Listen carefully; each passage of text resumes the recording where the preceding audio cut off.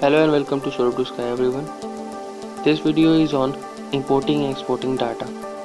Why it is required in projects and as recommended it is being taught by Swaroop2sky. Importing and exporting data between CSV files, MySQL and Pandas contains 3 topics. Introduction, transfer between CSV and data frames, transfer between data frames and MySQL. We are going to introduce this chapter and the very first question that arises in our mind is why we need to transfer data.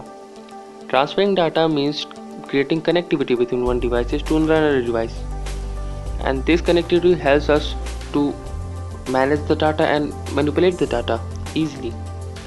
Now Python Pandas, we have been learned Python Pandas already in playing with Pandas, recall, and we are not going to deal with it more. We are going further on this. CSV files, we've been learning CSV files in this and the another video in this series, and tables, we are going to learn the tables in the later parts. So first then transfer between CSV and data frames.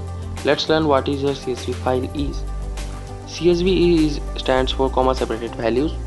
It defines as the tabular data saved as a plain text where data is separated by commas. As you can see, every line contains data with comma separation, and in the end there is a termination of the line, no comma in, otherwise it will continue as an none value which is not required yet. And saving it as a .csv extension makes it more easier. It can be made in Notepad as well as in my MS Excel. So now loading from CSV file, we need two engines, or you can say two functions, read CSV and to CSV. We will be learning read CSV in this video and to CSV in another video, so stay tuned to Swaroop2sky. Before that, we need some libraries. We will be using these libraries in very first course.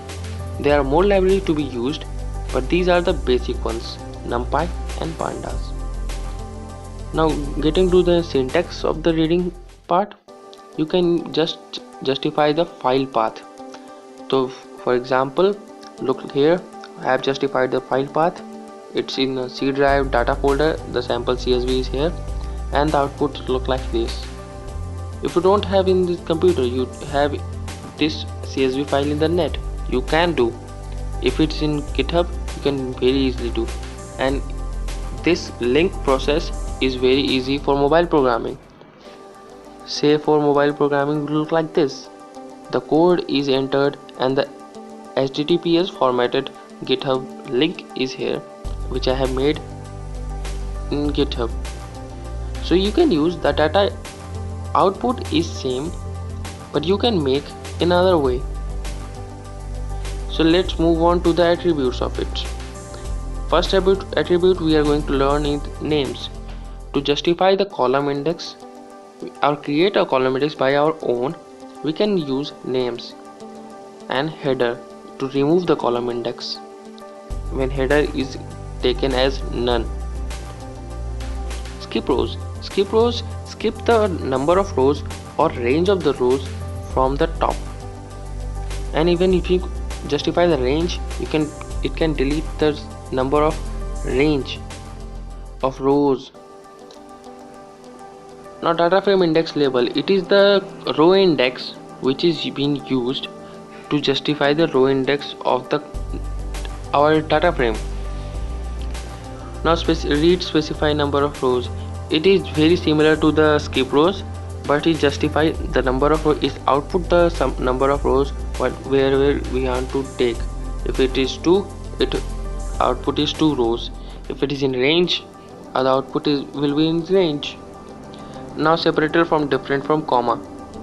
Separator different from comma simply implies like if you want to use semicolon, underscore, slash or any other symbol rather than the comma, we can use, but it will work internally and the output would like the CSV file.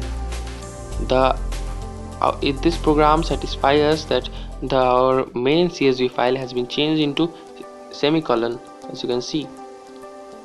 Now summarizing all the data it has been written, you have to just justify and memorize it. Very easy to learn. Work out by yourself, try to make changes in the following codes and you will learning that. The process of learning should be like this. If you have computer or PC or laptop, you can do very easily. You don't have any external work to do. But if you are using mobile, yes, you can do it. Mobile programming in Python app. I have made a lot of video in mobile programming. Learn how to do this. Now it's not completed the video. We have been following the next video where storing data frames to CSV is been the part of this. Till then, subscribe to Swaroop2sky and stay tuned to Swaroop2sky.